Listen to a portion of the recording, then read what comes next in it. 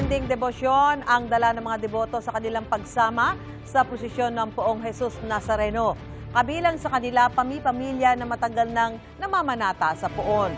Live mula sa Quirino Grandstand, may unang balita si James Agustin. James? Susan, good morning. Hindi alintana ng mga deboto yung mahabang oras ng pagpila para sa pagpupugay sa Poong Nazareno. Dito po yan sa Quirino Grandstand.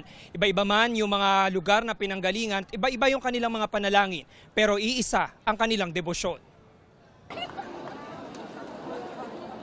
Mula sa Makati City ang mag-asawang Lucas at Luisa na halos 4 na dekada ng deboto ng Poong Nazareno. Alas 4 ng hapon pa sila nakapila para sa pagpupugay sa Quirino Grandstand. Hating gabi na nasa dulo pa sila ng pila sa South Road. Konting sakripisyo lang daw ito para sa kanilang pamamanata. Habang nabubuhay ako, dagdagan niya buhay ko. Yun na lang ang panalangin ko. Saka sa mga apo ko. Lalo-lalo na sa asawa ko. Doble ang pagdiriwang. Kasabay kasi ng pista ng Poong Nazareno, ang ika-58 kaarawan ngayong araw ni Aling Luisa. Nagpapasalamat kami kasi binigyan pa kami ng mahabang buhay, mga anak ko, mga apo ko rin. Dahil sa siksikan at mahabang pila, hindi maiiwasan ng mga debotong nahihilo na mabilisang nare-respondihan ng medical tips. Gaya ni Sonia na 9 na oras nang nasa pila.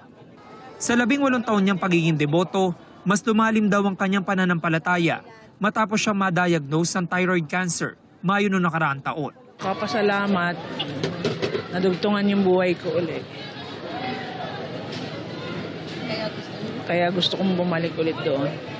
Ang ibang deboto kanya-kanyang latag na mahigaan at may nagtayo pa ng mga tent. Gaya ng pamilya ni Aling Lilia na galing Las Piñas. Kasama niya ang 4 na anak at mga apo. Bahagi na raw ito ng pagpapasa sa susunod na henerasyon ng debosyon sa Poong Nazareno. Sa kaligtasan po ng mga anak ko, pati apo ko.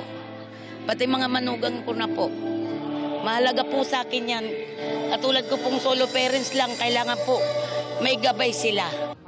Bumiyahe naman galing Dasmariñas, Cavite ang senior citizen na si Mang Armando at kanyang mga kaanak. Espesyal daw ang araw na ito dahil ipinagdiriwang din niya ang kanyang kaarawan. Susubukin ko kung kaya ko pang sumali sa lubid. Dahil 64 na ako eh. Medyo kalakasan ko pa, sir. Medyo sumasabay ako. Buang angkang ko na mga kapatid ko, apo ko pamangkin.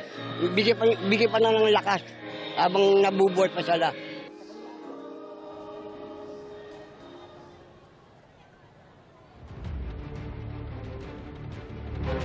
Samantala, Susan, pagkasimula ng traslasyon kanina ay humana yung mga pulis sa barikada malapit sa simula ng pagpupugay. Hindi na muna pinayagan na makausad yung mga grupo ng mga deboto kanina at nung umusad naman yung andas mula dito sa Quirino Grandstand ay binuksan na rin yung barikada. Naging abala naman ng mga tauhan ng MMDA at Department of Public Services ng Manila City Hall sa paglilinis ng mga nagkalat na basura. Agad nilang isinakay ang mga ito sa truck na nakasunod doon sa mga street sweeper. Sa first aid station naman ng MMDA, ginamot ngayong umaga ang ilang deboto na nasugatan matapos subukang sumampa sa andas ng Poong Nazareno. Yan muna ilitas mula rito sa Quirino Grandstand. Ako po si James Agustin para sa GMA Integrated News. Gusto mo bang mauna sa mga balita? Mag-subscribe na sa GMA Integrated News sa YouTube at tumutok sa unang balita.